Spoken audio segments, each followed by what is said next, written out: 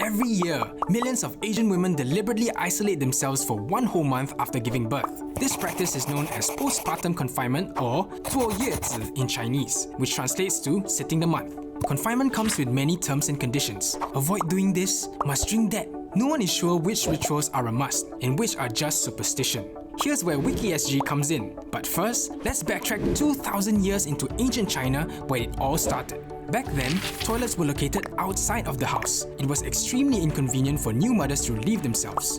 To make their lives easier, they were given night soil buckets so they wouldn't need to step out of the house at all. This evolved into our modern understanding of confinement where new mothers don't leave the house. As the years passed, the rules also started piling on. Confinement rule number 1. Women cannot shower. During the whole confinement period, women are supposedly not allowed to shower. It's said that when you shower, cold elements will enter the body. This increases the chances of chronic migraines and rheumatism in the future. Not showering made sense in ancient China. Back then, water heaters were not yet invented and new mothers could have easily caught a cold. But this rule doesn't apply in modern-day tropical climates like Singapore. Wrapping yourself into a bachang in 35-degree weather is just going to give you an infection. Today, any doctor will encourage mothers to maintain good personal hygiene. The verdict? Hygiene is important. Go ahead and take that shower.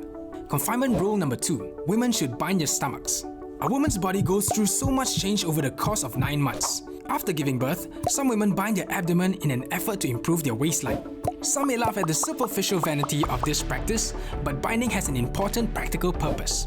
As the uterus expands due to the growing fetus, organs are displaced in the process. After the baby pops out, the uterus doesn't bounce back to its original size right away. Binding offers a light compression that hastens the contraction of the uterus. It also helps to stabilize loosened pelvic joints while narrowing the width of the hips. The verdict? Binding does help, and new moms can now fit into their pre-pregnancy genes. Confinement rule number 3. Women should obey a strict diet. Many food confinement myths revolve around traditional Chinese medicine, also known as TCM. According to TCM, new moms should include heaty ingredients such as ginger, Chinese wine, sesame oil, and red dates into their diets. These ingredients are said to expel the wind accumulated in the body and restore blood loss. Cooling food like shellfish, watermelon, and cucumber should be avoided. Many local hospitals have confinement menus where they serve dishes like red dates longan soup, sesame oil chicken, and papaya fish soup. Some others even hire costly confinement nannies just so they can cook special confinement food. Western doctors argue that new mothers should consume a wide variety of food. This is to restore all the different nutrients lost during childbirth. Of course, including TCM food in your diet is not harmful, but its benefits are not scientifically proven. The verdict? Eat a wide variety of food, but in moderation. After giving birth, everyone can agree it's good to have plenty of bed rest, nourishing food, and round-the-clock help with your baby. To all mothers out there, if you're planning to follow traditions, make sure you stay comfortable and not follow the rules blindly.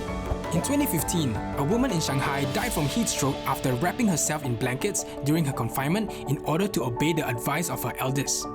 Remember, you are in charge of your own body. Nobody can force you into doing confinement, not even your mighty mother-in-law.